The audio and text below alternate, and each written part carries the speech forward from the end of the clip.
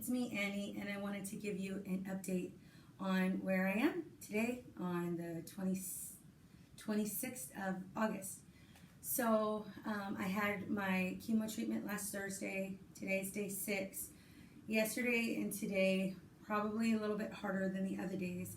And then I should be expecting more normalcy tomorrow. Just some of you might be like, "Oh, well, you look good." Thank God. I mean, I have my moments. Sometimes I just like lie down and fall asleep. Sometimes I'm up cleaning. So it's just up and down. But thank God this second chemo so far has done well. I already see the mass reducing in size. I went and saw my doctor and we're praying about whether I'm going to have a mastectomy or a lumpectomy. As of right now, I still have both options. So I'm praying about which one to have. As of right now, it's my choice. And so I just told my doctor, once we do the MRI and we see how small it is after chemo, then I guess we'll decide. And at the end of the day, it's all about what's best for my health. So please join me in praying for that. I really do appreciate your prayers in advance. I wanted to also share this book that I just finished reading. My neighbor gave it to me, and if you have Twitter, I actually said, I check in on Twitter every once in a while. And so I said how one day the Lord had me, walking around up and down, just kind of getting some exercise. And I ran into my neighbors. They're an elderly couple that we really enjoy having nearby. And so just in passing, I told her what's going on with me. And since then, she sent me this book. She's been cooking for me. She's been calling, checking in on me. And it's just, it's a blessing. It's a blessing. And she's been just a real encouragement. In fact, she said today she's going to bring enchiladas. So, I'm just so blessed to have people around me really encouraging me and being Christ's hands and feet. But I wanted to share this book with you because so often when we meet someone or we ourselves are going through this kind of sickness, we don't know what resources are good or not, and if we're putting something in the hands of someone we care about, it's like going to do more harm than good.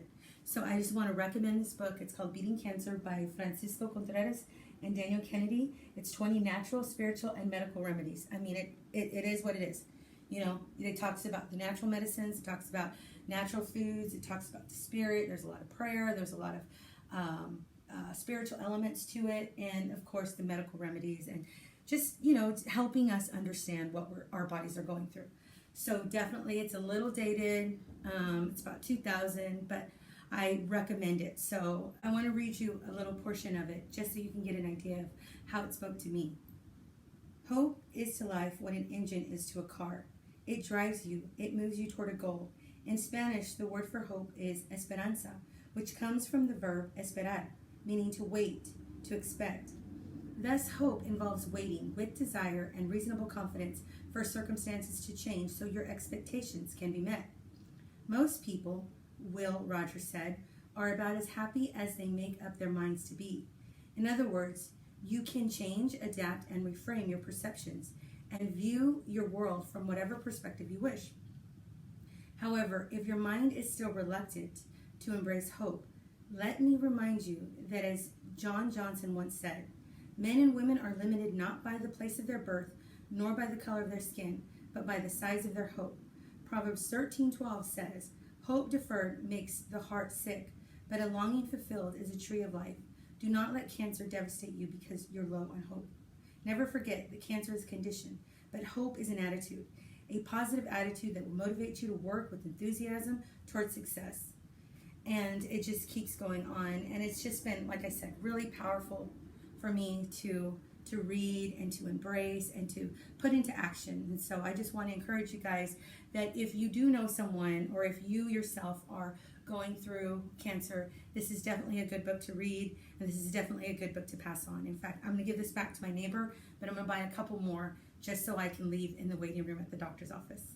All right, guys. God bless you. Talk to you soon.